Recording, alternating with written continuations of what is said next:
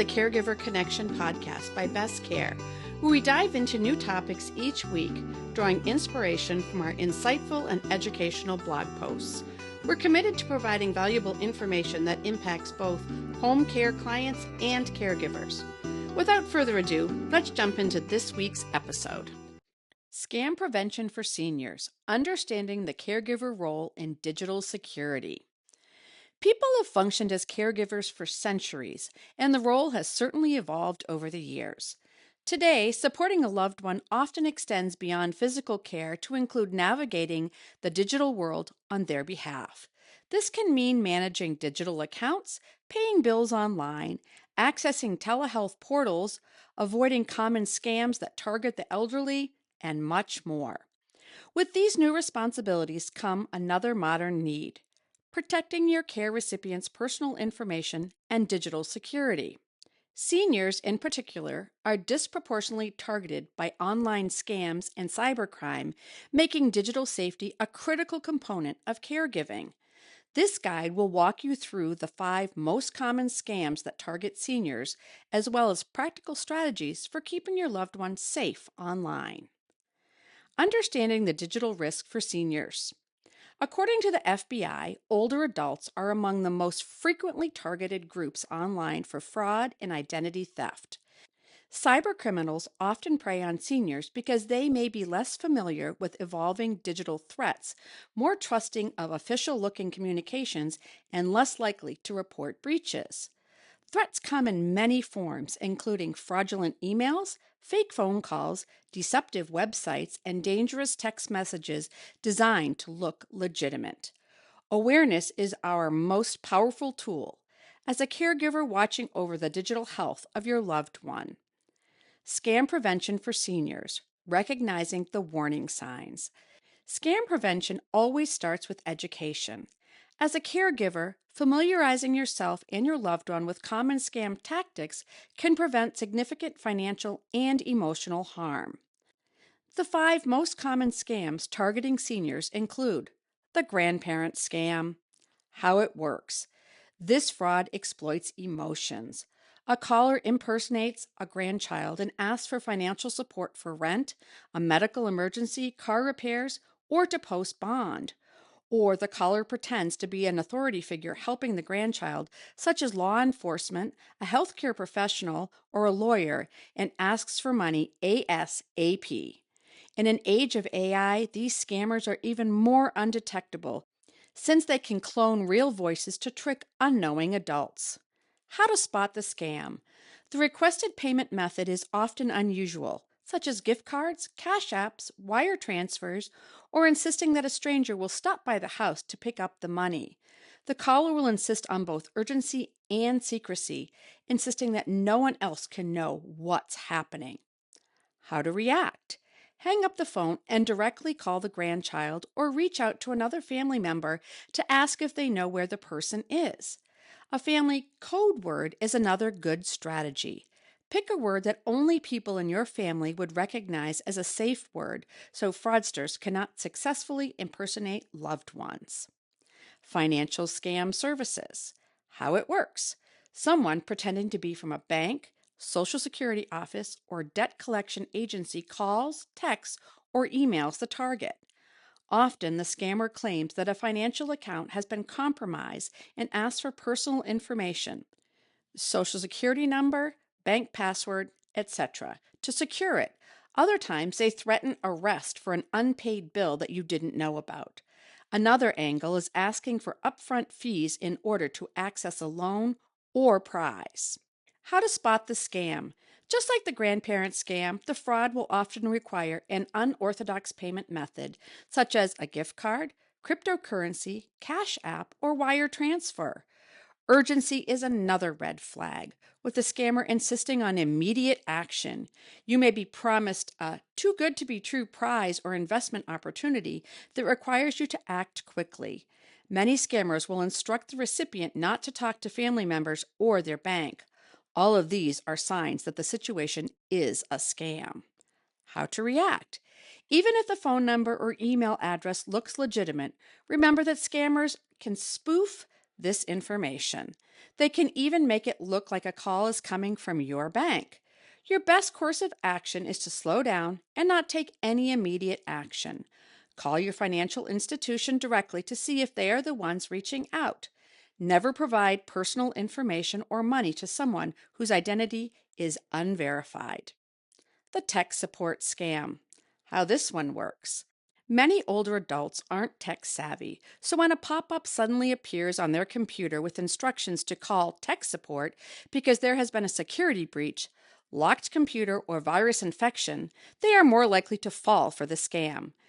This phone number goes to a fraudster who talks the victim into providing remote computer access and/or a fee to fix the problem.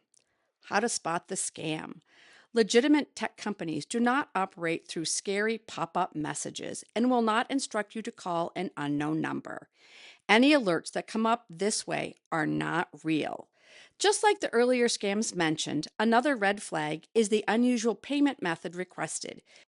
Cash App, cryptocurrency, gift card, etc. How to react. Do not call the number or click the link.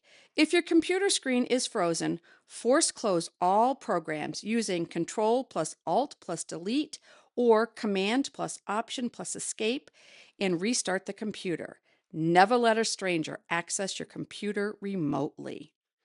The government impersonation scam. How this one works. Getting a communication from an official sounding source, such as an IRS agent, Medicare, or the Social Security Administration, can immediately stress anyone out. Scammers capitalize on feelings of panic by impersonating a government official and demanding payment for taxes or asking for personal details under the threat of canceled benefits. How to spot the scam. The IRS, Medicare, and Social Security Administration will never initiate contact by phone, text, or email to demand immediate payment or threaten legal action. As with the other scams, unusual payment requests are also an immediate red flag, as no legitimate government agency will ever ask for payment via cryptocurrency, gift card, Cash App, or a wire transfer. How to react.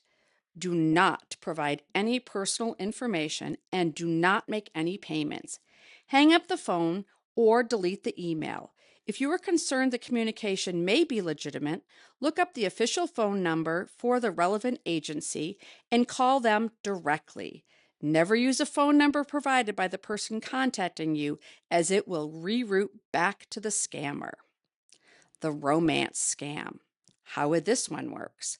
Scammers create convincing fake profiles on dating apps and social media platforms looking for lonely people to target with affection. They typically claim to be working overseas.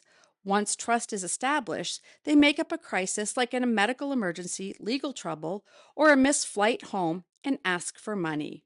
Romance scams can drag on for months or even years, with victims believing they're in a real relationship. How to spot the scam. This online relationship moves unusually fast, with the scammer professing strong feelings early on.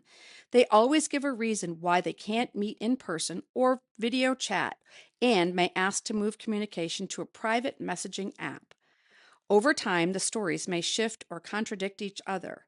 Any request for money is a serious warning sign. How to react. Never send money, gift cards, wire transfers, or cryptocurrency to someone you have not met in person, regardless of how well you feel you know them. If something feels off, do a reverse image search on their profile photo to check whether it appears elsewhere online. Talk to a trusted family member or friend about the relationship, because an outside perspective can often spot manipulation. If you believe you or your loved one is being targeted, approach the conversation with compassion rather than judgment, as victims of romance scams are often deeply emotionally invested. Web security best practices. After you have familiarized yourself and your loved one about the scams that commonly target seniors, the next step is to secure their online presence with the following cybersecurity requirements. Number 1, follow password management tips. Strong password practices are foundational to online security. Savvy password management can help protect your loved one's accounts from unauthorized access. Use unique, complex passwords for each account, combining uppercase and lowercase letters, numbers, and symbols. Avoid easily guessable information like birthdays or names. Consider a reputable password manager, a secure application that stores and generates strong passwords, so neither you nor your loved one needs to memorize multiple complex credentials. When setting up or managing accounts on behalf of a care recipient, document login information securely and store it in a safe, private location. Don't use an easily accessible notebook or unsecured digital file. Review account access regularly and remove any outdated or unnecessary login credentials. Number 2, enable two-factor authentication. Two-factor authentication adds an essential second layer of protection to online accounts. When enabled, logging in requires both a password and a secondary verification, which is typically a code sent via text message or email.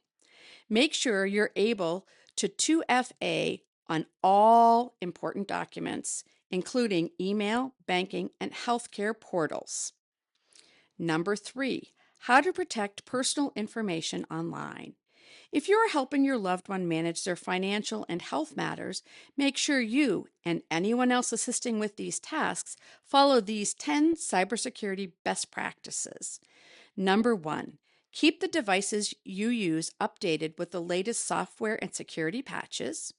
Number 2, always install reputable antivirus software on computers and tablets. Number 3, avoid public Wi-Fi networks for sensitive transactions like online banking. Number 4, make sure home Wi-Fi networks are password protected with strong credentials. Number 5, log out of accounts after each session, particularly on shared devices. Number 6, be selective about which websites and portals you use, sticking to established, verified services for the tasks like bill payment and prescription management.